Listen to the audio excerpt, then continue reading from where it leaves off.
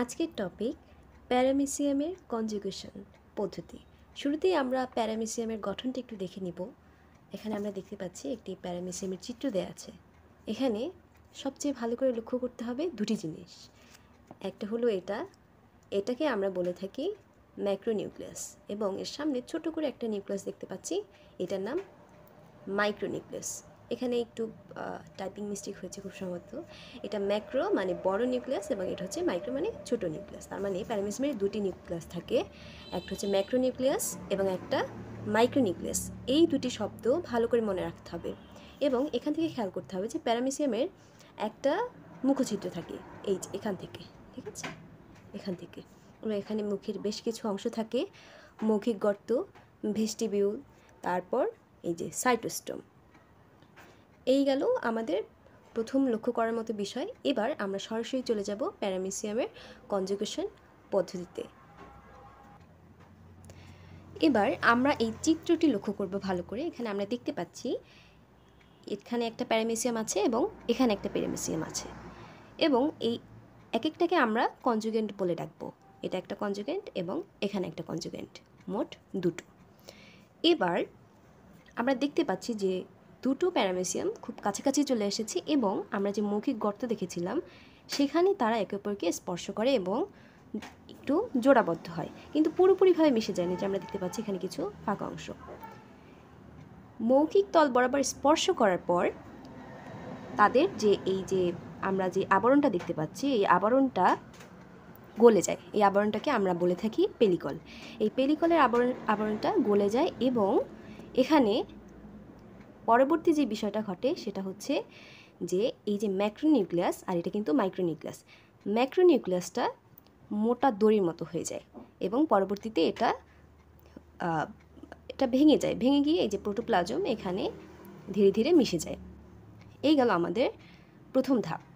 এবং দ্বিতীয় ধাপে কি হয় এখানে খেয়াল রাখতে হবে। দ্বিতীয় ধাপে আমাদের কিন্তু এখন এই ম্যাক্রোনিউক্লিয়াসটা নাই, এটা আমরা ধরতে পারবো না। যে আমরা দেখতে পাচ্ছি যে ধীরে ধীরে এই ছবিগুলোর মধ্যে কিন্তু ম্যাক্রোনিউক্লিয়াসটা দেখা যাচ্ছে না।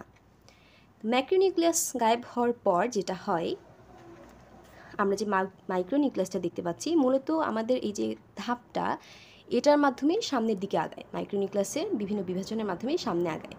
তো চলুন এটা দেখে ফেলি কীভাবে কী হয়। মাইক্রোনিউক্লিয়াসটা পরবর্তীতে পরপর দুবার মিয়োটিক পদ্ধতিতে বিভক্ত হয়ে চারটা অপত্য মাইক্রোনিউক্লিয়াস সৃষ্টি করে। এই যে আমরা দেখতে পাচ্ছি এরকম ছিল, একবার বিভাজিত হয়ে কয়টা সৃষ্টি করলো, একটা থেকে দুইটা হলো, এখানেও একটা থেকে ওর মধ্যে একটা থেকে দুটা হলো। দেন আর একবার, যেহেতু দুইবার, এই হলো একবার বিভাজিত, এবং দ্বিতীয়বার যখন হবে তখন কিন্তু প্রত্যেকটার মধ্যে চারটা করে মাইক্রোনিউক্লিয়াস তৈরি হয়ে গেছে। এবার চলুন পরবর্তী ধাপে যাওয়া যায়। চারটি মাইক্রোনিউক্লিয়াস যখন তৈরি হয়ে গেল তখন এই চারটির ভেতর থেকে তিনটি বিলুপ্ত হয়ে যাবে। এই যে দেখতে পাচ্ছি আমরা তিনটি বিলুপ্ত হয়ে গেল, কিন্তু অবশিষ্ট থাকলো মাত্র একটা। এই যে দেখতে পাচ্ছি আমরা একটা, এই কনজুগেন্টের মধ্যেও একটা আছে, এই কনজুগেন্টের মধ্যেও কিন্তু একটাই আছে। এরপর যেটা হবে, এই একটা থেকে এরা আবার অসম বিভাজন করে ফেলবে। অসম বিভাজন হওয়ার ফলে এরা দুটি গ্যামেটিক নিউক্লিয়াসে পরিণত হবে। গ্যামেটিক নিউক্লিয়াস মানে কি? মানে পরবর্তী যে কনজুগেন্টগুলো, অপত্য যেই প্যারামিসিয়ামগুলো উৎপন্ন হবে সেগুলো এটার মাধ্যমেই উৎপন্ন হবে। অর্থাৎ আমরা যেরকম ডিম্বাণু শুক্রাণুকে গ্যামেট বলে থাকি, এই নিউক্লিয়াসটাকেও আমরা তখন বলবো গ্যামেটিক নিউক্লিয়াস, কারণ এর মাধ্যমেই পরবর্তীতে অপত্য প্যারামিসিয়ামগুলো তৈরি হবে। এবার দেখি যে দুটো যেহেতু তৈরি করলো অসম, তার মানে সমান হবে না। একটা হচ্ছে একটু বড় দেখতে পাচ্ছি এবং একটা একটু ছোট। বড়টাকে আমরা বলবো নিষ্ক্রিয় প্রো নিউক্লিয়াস এবং ছোটোটিকে বলবো সক্রিয় বা পরিবাহী প্রো নিউক্লিয়াস। তার মানে আমরা দেখতে পাচ্ছি একটা কিন্তু নিষ্ক্রিয় যেটা বড়, এবং একটা কিন্তু সক্রিয়। তার মানে আমাদের এই যে কাজ, পরবর্তী যে কাজটা সেটা কিন্তু এই সক্রিয় নিউক্লিয়াসটাই করে থাকবে। তার মানে আমরা এখন পরবর্তী ধাপে চলে যাব। আমরা কিন্তু শুরুতেই দেখেছিলাম যে এই দুটো কিন্তু মিলিত অবস্থায় আছে, তার মানে এদের প্রোটোপ্লাজমীয় অংশগুলো একে অপরের মধ্যে আদান প্রদান করা সম্ভব। এবার দেখব এই যে আমাদের সক্রিয় যে প্রো নিউক্লিয়াসটা ছিল সেটা এই প্রোটোপ্লাজমীয় সেতুর মাধ্যমে ওর সক্রিয় নিউক্লিয়াসটা চলে যাবে এই কনজুগেন্টের মধ্যে এবং এই কনজুগেন্টের যে সক্রিয় নিউক্লিয়াসটা সেটা চলে যাবে ওর ওর ভেতর এবং গিয়ে এই সক্রিয় নিউক্লিয়াস একে অপরের মধ্যে গিয়ে তারা মিলিত হবে এই যে আমাদের নিষ্ক্রিয় যে প্রোনিউক্লিয়াস ছিল তার সাথে। এবং এই যে মিলিত হলো যে, এবং এখানে একটা জাইগোট নিউক্লিয়াস তৈরি হবে, অর্থাৎ মিলিত হওয়ার ফলে একটা জাইগোট নিউক্লিয়াস তৈরি কিন্তু হয়ে গেল, অর্থাৎ আমাদের প্রাণের সঞ্চার কেবল শুরু হয়েছে। এই পদ্ধতিটাকে বলা হয় সিনক্যারিয়ন। এই পদ্ধতিটাকে কি বলা হয়? সিনক্যারিয়ন। এবার কি হবে, যেহেতু আমাদের জাইগোট তৈরি হয়ে গেছে, এবার এই কনজুগেন্ট দুটো আলাদা হয়ে যাবে। এখন আমরা যখন দেখি যে কেউ কারো থেকে ছিন্ন হয়ে যায় তখন সেটাকে আমরা বলে থাকি এক্স। তার মানে এখন এই দুটোকে বলা হবে এক্স কনজুগেন্ট। তার মানে এই হলো এটা এবং এই একটা এক্স কনজুগেন্ট, মানে এরা দুজন আলাদা হয়ে গেছে। এখন আমরা কেবল শুধুমাত্র একটা ম্যাক্রোনিউক্লিয়াস দেখতে পাচ্ছি, ওর ভেতরে একটা ম্যাক্রোনিউক্লিয়াস এবং এই এক্স কনজুগেন্টের মধ্যেও কিন্তু একটা ম্যাক্রোনিউক্লিয়াস। এবার আমরা দুটো চিত্র ফলো না করে যে কোনো একটা করব, তাহলে আমাদের অন্যটা এমনিতেই হয়ে যাবে। তাহলে আমরা এটা খেয়াল করি, এখানে এই ম্যাক্রোনিউক্লিয়াসটা পরবর্তীতে এক্স কনজুগেন্টের যেই জাইগোট নিউক্লিয়াসটি ছিল সেটা পরপর 3 বার বিভাজিত হবে। কয়বার? 3 বার। অর্থাৎ প্রথমে কিন্তু আমাদের হয়েছিল 2 বার, পরবর্তীতে অসম বিভাজন হয়েছিল 1 বার, এবং এবার যে জাইগোট নিউক্লিয়াস যেটা ছিল সেটা পরপর 3 বার। 3 বার হলে কী হবে? প্রথম একবার হলো, একটা থেকে কয়টা হলো? 2টা। দ্বিতীয়বারে যেহেতু 2টা ছিল তার মানে এটা থেকে একটা, এটা থেকে একটা, 4টা হয়ে গেল। এবার এই 4টা থেকে যদি একটা একটা করে হয় তাহলে কয়টা হয়ে গেল? 8টা। তাহলে আমরা কয়টা পেলাম? মোট 8টা।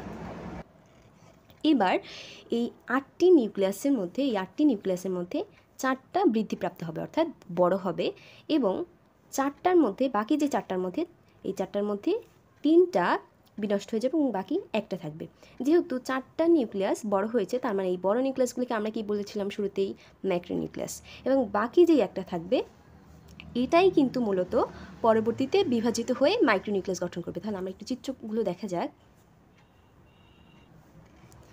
এখানে আমরা 4টা ম্যাক্রোনিউক্লিয়াস তো দেখতে পাচ্ছি। অনেকেই এই ছবিটা দেখে কনফিউজড হয়ে যান।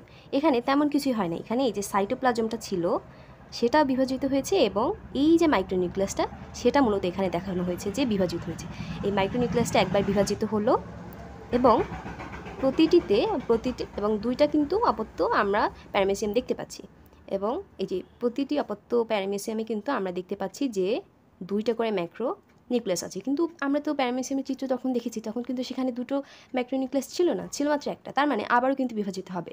এখানে এই ম্যাক্রোনিউক্লিয়াস দুটো, এখানে এটা বিভাজিত হয়ে সাইটোকাইনেসিস ঘটেছে, অর্থাৎ সাইটো যে প্লাজমটা ছিল সেটাও বিভাজিত হয়ে দুটো তৈরি হয়ে গেল।